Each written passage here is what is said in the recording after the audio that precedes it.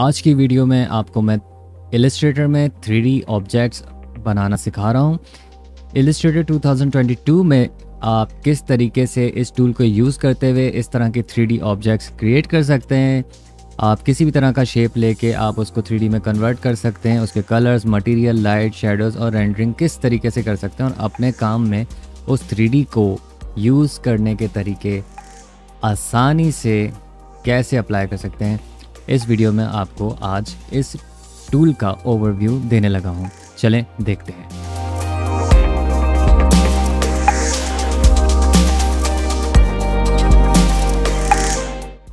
अस्सलाम वालेकुम एवरीवन, मेरा नाम रेहान ख़ान है और रूस्टर स्टूडियो में खुशामदीद। मैं आज आपको इलस्ट्रेटर 2022 का एक ऐसा फ़ीचर इंट्रोड्यूस करा रहा हूँ जो कि बहुत ही अमेजिंग है। जो लोग 3D के सॉफ्टवेयर यूज़ नहीं करना जानते और वो नहीं यूज़ करते, वो 3D का काफ़ी हद तक यूज़ अब इस फीचर के ज़रिए इलस्ट्रेटर में रह के कर सकते हैं, जिसका नाम है, मैं आपको दिखा रहा हूँ कि आप ये जानेंगे इफ़ेक्ट पे और आपको नज़र आएगा 3D एंड मटेरियल्स। ये पहले भी होता था जिसमें आपके पास एक्सट्रूड और बेवल वगैरह होते थे। अब ये क्लासिक हो गया क्योंकि ये प्रीवियस वर्जन्स का था। नए वर्जन पे जो आ गया है वो ज़्यादा इम्प्रूव्ड है और उसकी रेंडरिंग भी डिफरेंट है। उसमें ज़्यादा फीचर्स अवेलेबल हैं। आप 3D में टेक्स्ट बना सकते हैं, 3D के ऑब्जेक्ट्स बना सकते हैं, आप लाइट सेट कर सकते हैं, आप शेडोज़ डाल सकते हैं, आप मटेरियल सेट कर सकते हैं, आप बहुत कुछ कर सकते हैं। जिसमें आप अगर 3D आइकॉन्स बना रहे हैं, आप आइकॉन्स भी बना सकते हैं। आप टाइटल बना रहे हैं बड़ा सा 3D में, वो भी कर सकते हैं। इवन आप पूरी इलस्ट्रेशन भी 3D में कर सकते हैं। तो शुरू करते हैं इसका ओवरव्यू। मैं आज आपको इस वीडियो में थोड़ा बेसिक्स आपको बताऊंगा इस ट्यूटोरियल की, इस फीचर की, एक बेसिक्स क्या क्या है ताकि आपको इसका टूल यूज़ करने आ जाए। तो सबसे पहले तो आप ये खोल लेना है, आपने इफेक्ट पे जाके 3D एंड मटेरियल और इस पे जाके एक्सट्रूड एंड बेवल का बटन आपने दबा देना। आपके सामने एक ये बॉक्स खुल जाएगा जो कि इसका पैनल है पूरा कंट्रोल का। इसमें कुछ फीचर्स हैं जो कि ऑब्जेक्ट क्या है, मटेरियल है, लाइटिंग है। ऑब्जेक्ट में आपने जो भी ऑब्जेक्ट आप बनाएंगे उसकी सेटिंग के किस तरीके से 3D टाइप उसकी यूज़ करनी है, फ्लैट रखनी है, प्लेन, एक्सट्रूडेड यानी कि 3D में एम्बोस, जैसे हम एक्सट्रूड कहते हैं कि जी एक्सेस पे उसको बड़ा चौड़ा करना है, रिवॉल्व करना है यानी कि कोई शेप हो उसको, जैसे कि अगर मैं आपको रिवॉल्व बताऊंगा कि रिवॉल्व का यूज़ बेसिकली कैसे किया जाता है। रिवॉल्व करना है। इन्फ्लेट किसी भी ऑब्जेक्ट को फुलाने के लिए होता है, जैसे गुब्बारा फुला हुआ होता है तो इन्फ्लेट इसलिए यूज़ होता है। मटेरियल में आपके पास कुछ मटेरियल्स हैं ऑलरेडी मौजूद हैं। ये एडोब सब्सटेंस के मटेरियल हैं। मेरे पास क्रिएटिव क्लाउड जो है वो सब्सक्राइब हुआ हुआ है, इसलिए हो सकता है मुझे ये लग रहा है कि उसकी वजह से आ रहे हो, वरना आपका बेस मटेरियल मौजूद रहेगा। लाइटिंग आपके पास डिफ़ॉल्ट लाइटिंग है, बाकी और सेटिंग्स हैं। अब इसको शुरू करते हैं कि ये यूज़ कैसे होता है। सबसे पहले तो हम ले लेते हैं कोई टेक्स्ट। हमने टेक्स्ट ले लिया, आपने बड़ा कर लिया जैसे आपने फ़ॉन्ट रखना है। हम कोई इसका हैवी सा फ़ॉन्ट ले लेते हैं। अब इसमें आपने करना क्या है कि सबसे पहले तो आपने जो टेक्स्ट है या ऑब्जेक्ट है, जो भी चीज़ें आपने सेलेक्ट कर ली, जब आप प्लेन वाली क्लिक करते हैं तो ये 3D में कन्वर्ट हो जाता है। इसमें आपके पास प्रीसेट ऑप्शंस हैं रोटेट करने के काफ़ी सारे, वरना आप इसे अपने हिसाब से भी ऐसे देखें हर एक्सेस पे रोटेट कर सकते हैं। तो आपकी मर्ज़ी पे है कैसे आपने रोटेट करना है। इसके लिए हम आइसोमेट्रिक लेफ़्ट रखते हैं ताकि यूँ रखा हुआ हो, जैसे छोटे गेम्स होते हैं ऊपर से टॉप भी होता है, वैसे रखेंगे। प्लेन में आपने देखा इस तरीके से। एक्सट्रूड में ऑब्जेक्ट बिल्कुल वैसे ही है, लेकिन इसमें एक फ़ीचर इनेबल हो जाता है डेप्थ का, जो कि Z एक्सेस पे इसको थिक कर देगा। ये आपके सामने चेंज हो गया। इसका कलर चेंज कर लेते हैं ताकि हम जो है इसको देख सकें। कलर जब आप चेंज कर लेते हैं तो अब आपको इसकी 3D की फील क्लियरली नज़र आ रही होगी। आप जितना इसको गहरा डेप्थ एक्सट्रूड कर सकते हैं आपकी मर्ज़ी है, हम इसको फ़िलहाल इतना रख लेते हैं। फिर उसके बाद बेवल का ऑप्शन इनेबल करना हो अगर तो वो भी आप बेवल कर लेते हैं। बेवल जो होती है एजेस को कर्व देने के लिए होता है, बजाय वो बिल्कुल फ्लैट बनाने के यूँ कर देते हैं। विड्थ आपने कम करनी है, विड्थ कम कर लें। आपने हाइट ज़्यादा कम करनी है, आप वैसे कर लें। रिपीट आपने बढ़ाने के, ये रिपीट जो होता है आपको दिख रहा होगा कि रिपीट से ये आपको, एक मिनट में ये चीज़ बंद कर देता हूँ, ये स्मार्ट गाइड। तो रिपीट से क्या हो रहा है कि वो एक्सट्रूड का जो बेवल पार्ट है वो रिपीट हो रहा है। तो फ़िलहाल अभी नॉर्मल रखते हैं। इसमें क्लासिक है, राउंड है कि ये कर्व बिल्कुल राउंड हो जाएगा।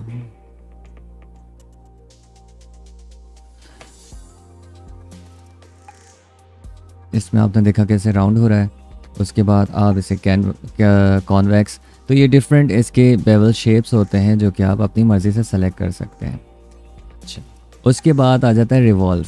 रिवॉल्व में इसमें करके नहीं दिखाऊंगा, रिवॉल्व के लिए मैं आपको तरीका आपको समझाता हूँ कि रिवॉल्व जो है किस तरीके से काम करता है। फॉर एग्ज़ाम्पल आपने एक गिलास बनाना, एक बॉटल बनानी है। अगर हम एक बॉटल शेप ऐसे ले लें, अब आपने ये ध्यान रखना है कि आपका ये इस पॉइंट से बिल्कुल एंड हो रहा हो।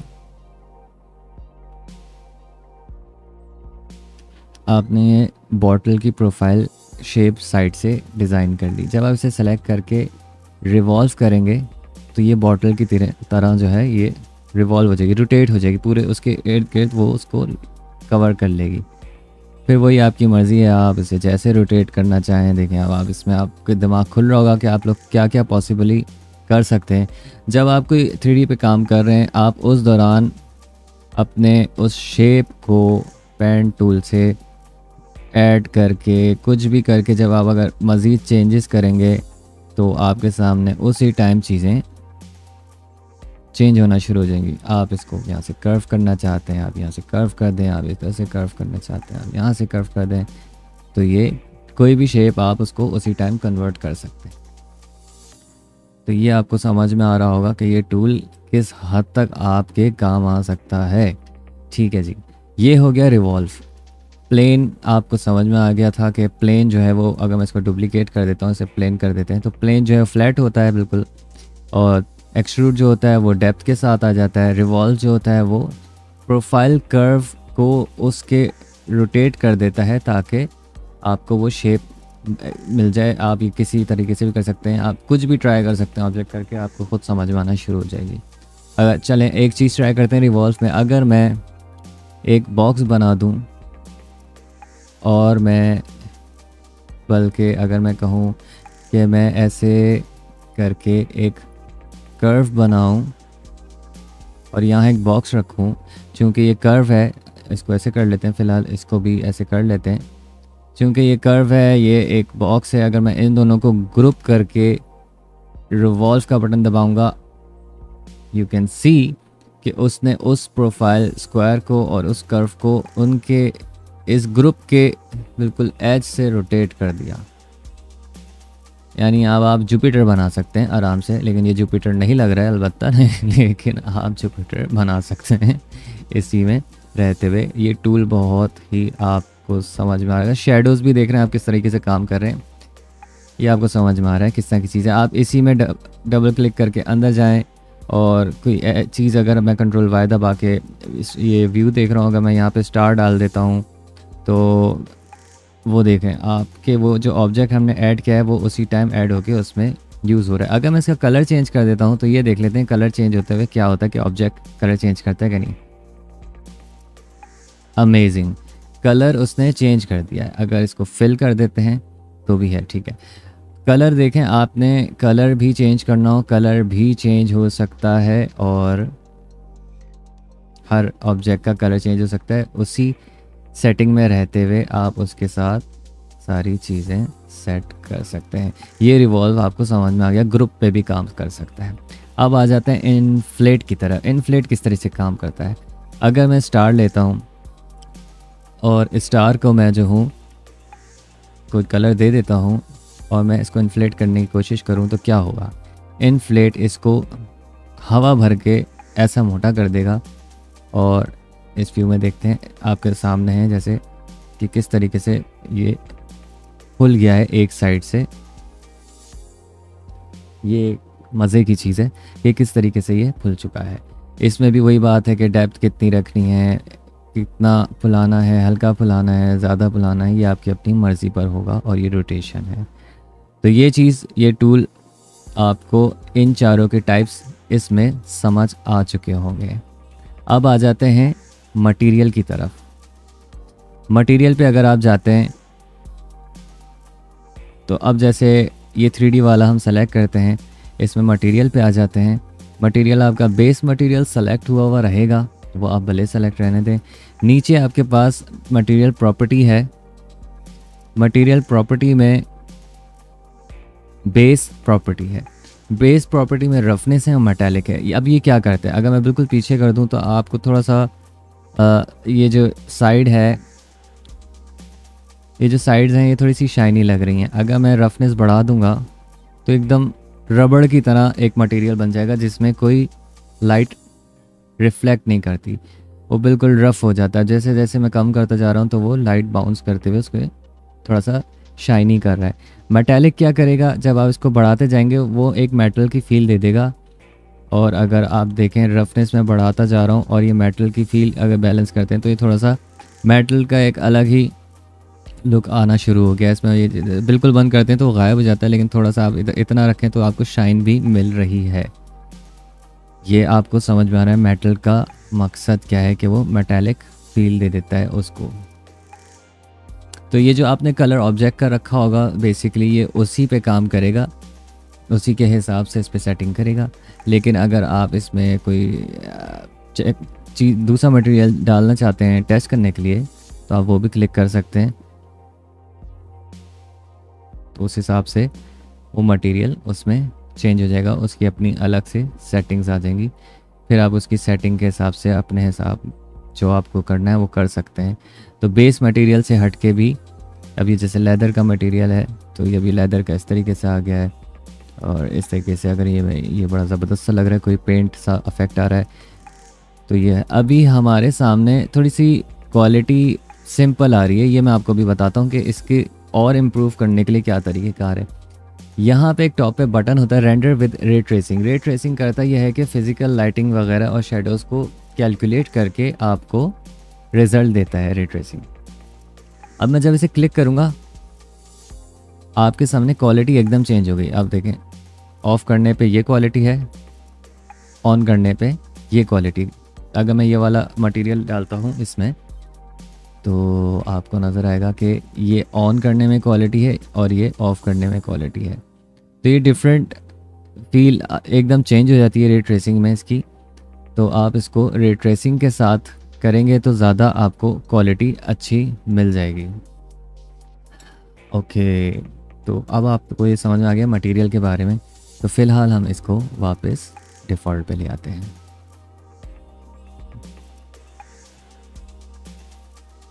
ठीक है, डिफ़ॉल्ट पे ले आते हैं। अब आ जाते हैं तीसरे टैब की तरफ, लाइटिंग।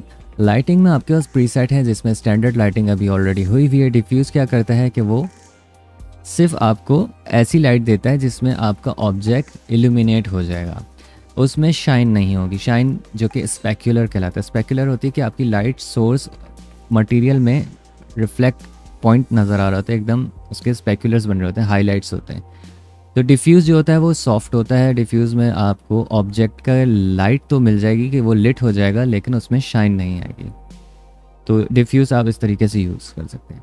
ये प्रीसेट में टॉप लेफ़्ट है, इधर से लाइट सोर्स आ रही है, राइट है, इधर से लाइट सोर्स आ रही है।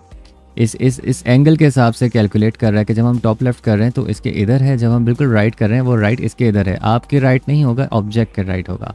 ठीक है, तो अब आपको ये चीज़ टॉप में समझ में आ गई। लेकिन आप चाहें तो इधर नीचे भी चेंज कर सकते हैं। कलर, लाइट का कलर चेंज करना है, आप लाइट का कलर आप चेंज करना चाहें तो लाइट का कलर भी चेंज कर सकते हैं। ब्लू करूँगा मैं तो ब्लू लाइट पड़ गई है, रेड ऑब्जेक्ट पे ब्लू लाइट पड़ रही है, तो इस तरीके से दिख रहा है। अब अगर मैं उसकी इंटेंसिटी कम करता हूँ, ज़्यादा करता हूँ, तो आपके सामने ये फील चेंज हो रही है। वाह, आप देख रहे हैं जब ये फील चेंज हो रही है आपके सामने कि किस तरीके से लाइट के इफेक्ट इस पर पड़ रहा है।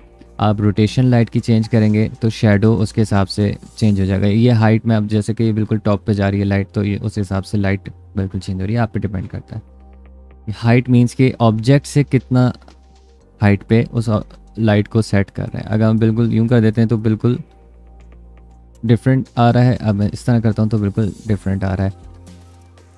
ये आप अपने हिसाब से सेट कर सकते हैं। सॉफ्टनेस क्या चीज़ है, जब मैं बिल्कुल पीछे कर देता हूँ तो आप देखेंगे कि यहाँ पे शेडो जो बन रहा है ये शेडो बिल्कुल हार्श है, शार्प शेडो है। जब मैं बिल्कुल फुल कर दूंगा तो शेडो फुल में तो बहुत ही सॉफ्ट हो गया। अगर मैं थोड़ा सा इधर पीछे करता हूँ, ये शेडो आपके सामने देखें सॉफ्ट होता जा रहा है। ये बिल्कुल स्ट्रेट शार्प शेडो है। शेडो बढ़ाएंगे सॉफ्ट शेडो हो जाएगा, डिपेंड करता है आप किस तरह चाह रहे हैं। और लाइट जब ऑब्जेक्ट के करीब होती है, लाइट सोर्स जब छोटी होती है और ऑब्जेक्ट के करीब होती है तो शेडो शार्प होता है। लाइट सोर्स जब बड़ी हो, ऊंचाई पे हो तो सॉफ्ट शेडो बनते हैं। तो आप अपने हिसाब से सेट कर सकते हैं। एम्बियंट लाइट ओवरऑल सीन पे लाइट को फेंक रही होती है। अगर आप ये बंद कर देंगे तो एक्चुअल उसका जो ऑब्जेक्ट का कलर है वो होगा। अगर मैं इस लाइट को फ़िलहाल वाइट करता हूँ ताकि आपको समझा सकूँ, वाइट कर देते हैं मेन लाइट को। तो ये जो आपका पिंक ऑब्जेक्ट है, अगर मैं इसको ऐसे ही रखूँ एम्बियंट बंद करके तो आपको ये ब्लैक एरियाज़ दिख रहे हैं। इधर जहाँ पे लाइट नहीं पहुँच रही वो एरिया ब्लैक हो जाएगा। हम नहीं चाहते कि ऐसा दिखे, हम चाहते हैं थोड़ा सा सॉफ्ट फील आए कि इल्यूमिनेटेड हो ऑब्जेक्ट। जैसे कि सूरज में खुले ओपन स्पेस में हर तरफ से लाइट की सोर्स मिल रही होती है तो ऑब्जेक्ट कहीं काला नहीं होता। तो एम्बियंट लाइट वो काम करती है कि आपके जो डार्क एरियाज़ होते हैं उसमें भी एक फिल कर देती है लाइट को, ताकि आपका ऑब्जेक्ट सॉफ्ट हो जाए, जैसे कि कोई खुली फिज़ा में पड़ा हो। तो ये जितना आप बढ़ाएंगे उतना ब्राइटनेस उसकी बढ़ती चली जाएगी, डिपेंड करता है आपके सीन पर। उसके नीचे टैब है हमारे पास शेडो का। शेडो आपने ऑन करना है। जब आप शेडो ऑन करेंगे तो इस वक्त शेडो ऐसे पड़ रहा है जैसे दीवार पे, यानी कि लाइट सोर्स मेरी फ्रंट साइड पे इधर ऊपर कहीं है और उसका शेडो ज़मीन पे यानी कि दीवार बन गई है कि जैसे दीवार पे शेडो बन गई। बिहाइंड ऑब्जेक्ट अगर मैं ऐसे कर देता हूँ बिलो ऑब्जेक्ट, तो ज़मीन जो है आप समझ लें जो इस वक्त 3D जो टेक्स्ट था उसकी बैक साइड पे दीवार की तरह काम कर रही थी, अब वो ज़मीन बन गई है तो शेडो अब इधर बन गया।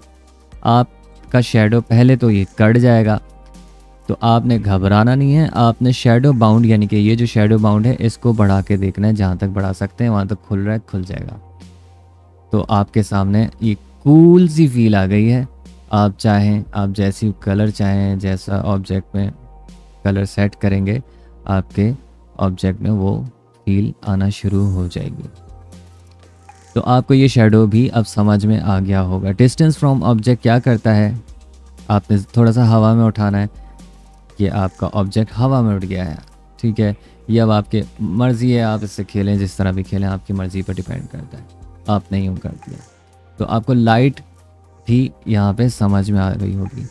ये थी हमारी ओवरव्यू इस 3D एंड मटेरियल के टूल का, जो कि बहुत ही अमेजिंग फ़ीचर है जिससे आप बहुत कुछ कर सकते हैं, आपकी सोच से भी ज़्यादा। जब आप यहाँ बॉटल बना सकते हैं, आप यहाँ 3D ग्राफिक्स बना सकते हैं, तो अब आप इमेजिन करें कि आप क्या क्या कर सकते हैं। तो मैं कोशिश करूँगा कि नेक्स्ट वीडियोस पे मैं आपको कैरेक्टर्स बनाना भी सिखा सकूँ, चीज़ें बनाना सिखा सकूँ, ताकि सारी चीज़ें उसमें आ सकें। तो नेक्स्ट वीडियो में मैं आपको इंशाल्लाह इसकी मज़ीद चीज़ें और डिटेल में समझाता जाऊँगा। होपफुली आपको ये वीडियो और ये ट्यूटोरियल समझ में आ गया होगा, ये टूल समझ में आ रहा होगा। अगर कोई आपको क्वेश्चन है आप मुझे कमेंट कर सकते हैं, आप मेरे फेसबुक पेज पे आ सकते हैं, आप मेरे इंस्टा पे भी मुझे बता सकते हैं। तो जो भी आपका क्वेश्चन है आप मुझे बता सकते हैं। तो उम्मीद करता हूँ आपको ये वीडियो पसंद आई होगी। अगर पसंद आई है तो चैनल को सब्सक्राइब करें, लाइक करें, फॉलो करें और शेयर करें, ताकि ज़्यादा से ज़्यादा मैं कंटेंट आपको और प्रोवाइड कर सकूँ। अगली वीडियो तक के लिए अल्लाह हाफ़िज़।